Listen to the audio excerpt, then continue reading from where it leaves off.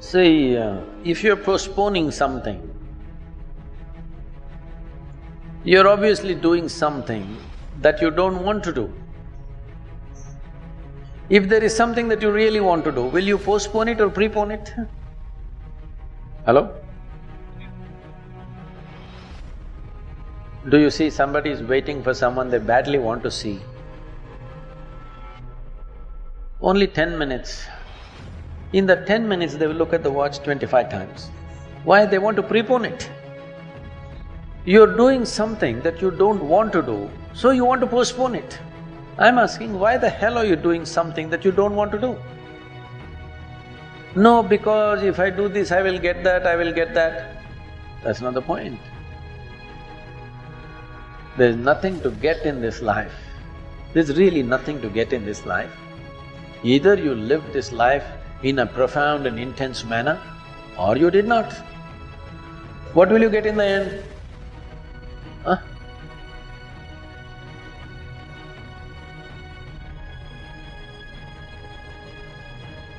So in the end, what will happen to you and me? They will either bury us or burn us. That's all will happen in the end. You think something else, they'll give you a prize? Nothing will happen in the end. Only thing is the process of life. How wonderfully did you live? That's all there is. So if you are doing something really wonderful, do you want to prepone it or postpone it? Huh? Prepone only. So you must find what is it that you really want to do.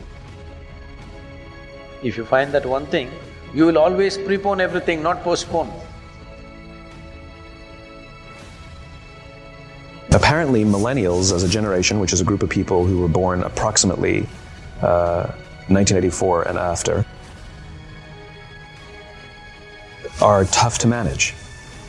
And they're accused of being entitled and narcissistic, self-interested, unfocused, lazy. But entitled is the big one. And because they confound leadership so much, what's happening is leaders are asking the millennials, what do you want? And millennials are saying, we want to work in a place with purpose, love that. We want to make an impact, whatever that means. We want free food and beanbags. And so somebody articulates some sort of purpose, there's lots of free food and there's beanbags, and yet for some reason, they're still not happy. And that's because there's a missing piece. What I've learned, I can break it down into 4 pieces, right? There are four things, 4 characteristics.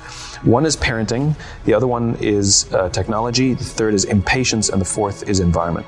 The generation that we call the millennials, too many of them grew up subject to, not my words, failed parenting strategies, where, for example, they were told that they were special all the time. They were told that they could have anything they want in life, just because they want it. They were told, some of them got into honors classes not because they deserved it, but because their parents complained. And some of them got A's not because they earned them, but because the teachers didn't want to deal with the parents. Some kids got participation medals. You got a medal for coming in last, right? Which the science we know is pretty clear, which is it devalues the medal and the reward for those who actually work hard. And that actually makes the person who comes in last feel embarrassed because they know they didn't deserve it, so it actually makes them feel worse, right? So you take this group of people, and they graduate school, and they get a job, and they're thrust into the real world, and in an instant, they find out they're not special, their moms can't get them a promotion, that you get nothing for coming in last, and by the way, you can't just have it because you want it. And in an instant, their entire self-image is shattered. And so you have an entire generation that's growing up with lower self-esteem than previous generations. The other problem, to compound it, is we're growing up in a Facebook, Instagram world. In other words, we're good at putting filters on things. We're good at showing people that life is amazing even though I'm depressed, right? And so everybody sounds tough, and everybody sounds like they got it all figured out. And the reality is there's very little toughness, and most people don't have it figured out.